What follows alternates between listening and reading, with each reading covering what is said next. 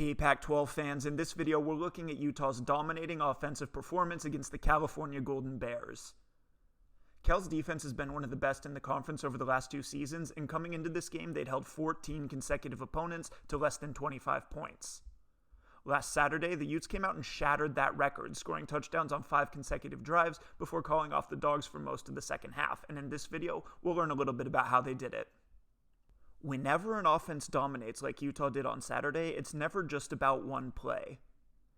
Any defensive coordinator can stop one specific play, and so the key for an offensive play caller is to pair up 2 or more plays that are hard to defend in combination, and that's what Andy Ludwig was able to do against the Bears. Everything in the Ute offense starts with the running game to Zack Moss, and they especially love to run it with 2 or 3 tight ends in the game. We can see a good example right here, where they have 2 tight ends at the bottom of the screen and a third at the top. When Utah lines up with 2 tight ends to the same side like this, it's usually because they're planning to bring this wing tight end across the formation so that he can block the backside edge defender, and this will put a lot of pressure on the outside of Cal's defense. Before the snap, we can see that Cal's in their base 3-4 front, and that gives them a defensive end, outside linebacker, and inside linebacker all to the left of center. On top of that, they've also spun a safety down to this side, and so they have 4 defenders in position to outnumber Utah's left guard, left tackle, and tight end. When Utah pulls this wing tight end across the formation, what they're really doing is solving this numbers problem, since that second tight end gives them a 4th blocker to take out Cal's 4 defenders, and Moss is just going to follow that block around the edge for a nice gain.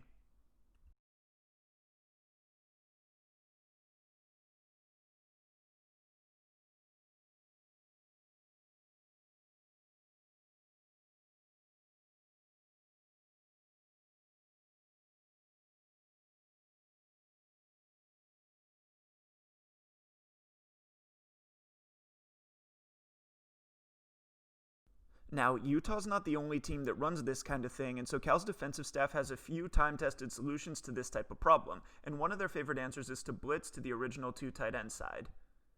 We can see this right here, where Utah's playing with 2 tight ends at the bottom of the screen. As we now know, when they line up this way, they're usually doing it to pull this tight end across the formation to block the backside edge defender, and this gives them 4 blockers to the center's right. As we saw in the last play, Cal's in their 3-4 front again here, and this gives them 3 immediate defenders to the center's right, with 2 additional defenders hovering on the edges of the box, but not quite in it. This is going to give Utah a slight numerical advantage when they pull their tight end over to this side of the formation. When Cal blitzes this cornerback, however, it lets the rest of their first-level defenders fall back in the opposite direction away from the blitz. So, here we see that this outside linebacker starts to play lined up on the edge, but when the cornerback blitzes and replaces him on that edge, he's free to stunt down inside, and this kicks off a kind of chain reaction across the line. In the same way, this blitz lets the nose tackle here fall to the backside, and this gives Cal 1 more defender than they would have otherwise had to this side of the formation, and it also forces the right guard here to block him. Finally, the defensive end of that side's also stunting to the backside, and when he works outside, the right tackle's going to stay on him, opening up a lane in this B gap here. The problem with this, though, is that with the right guard and right tackle occupied by Cal's defensive line, there's nobody left to block the inside linebacker here, and so he and the nose tackle both end up filling this lane to get the tackle for no gain.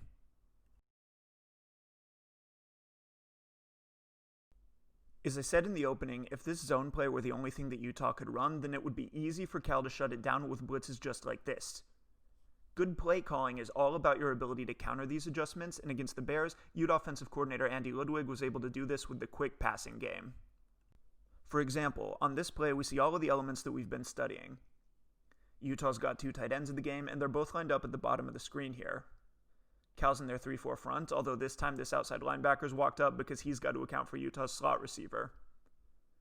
As we know, when Utah lines up with their tight ends like this, Cal likes to blitz to that tight end side, letting their line work back in the opposite direction to add numbers on the backside, and we can see that line movement again right here.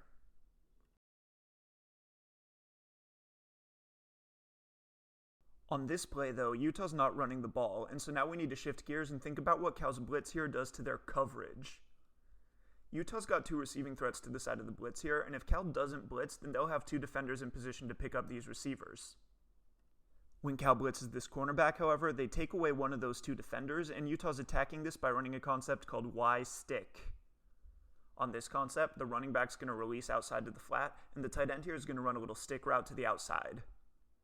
Against Cal's blitz, this will give the Utes 2 receivers working outside against just this 1 linebacker, and there's no way that he can cover both of those routes, and so the quarterback will just read him and throw to wherever he isn't.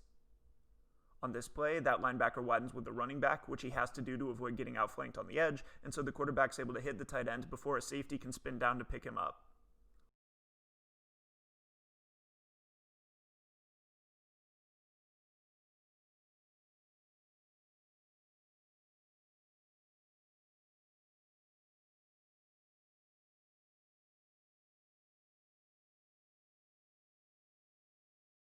That play showed some good play calling, but the thing that really made Utah so effective against Cal's blitzing was the quarterback position itself, and there were some nice plays in this regard by Shelley as well as by Huntley, which is a great testament to Utah's quarterback coaching this season. On this play, for example, Utah's in a different formation, with all of their receiving threats compressed in tight to the core of the formation. This balance formation is going to let them run stick concepts to both sides of the field, and it'll be up to Shelley to quickly decide which of these sides he's got to work. Now in this game, Cal usually brought at least 4 on the pass rush. When they're in a 3-4 front like this, 3 of those rushers will definitely be the defensive line, and then 1 of their 4 linebackers will blitz as the 4th rusher. This can create a lot of uncertainty for the quarterback because he doesn't know which of those linebackers is going to be the 4th guy coming. As we run the play forward, we see that the outside linebacker at the top of the screen is blitzing as the 4th pass rusher, and the outside linebacker at the bottom of the screen is dropping into coverage. Now, when Cal drops the outside linebacker at the bottom of the screen here, it's going to let them take away the stick concept to this side pretty effectively. The dropping outside linebacker can play physically on the wing tight end's flat route, while the cornerback and safety can team up to get a bracket on the wide receiver's stick route. When Cal blitzes the outside linebacker at the top of the screen, however, it leaves this cornerback and safety playing 2-on-2 with the stick concept, and this means that the cornerback will have to widen with the flat route as it works outside because there's nobody else out there to pick it up. As we can see in this pre-snap look, the cornerback is starting the play a few yards inside of the hash, and he only widens out beyond that point when the flat route takes him there.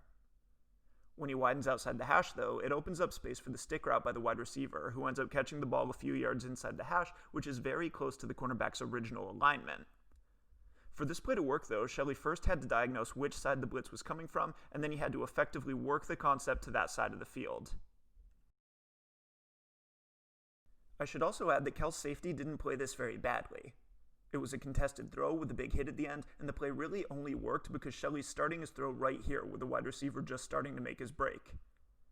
If Shelley would have been a bit later here, then this probably would have been broken up, and this anticipation, when combined with some good play calling to neutralize Cal's blitzing, let the Utes get out of a lot of long yardage situations and helped them become the first team to score more than 25 points on the Bears in a long time.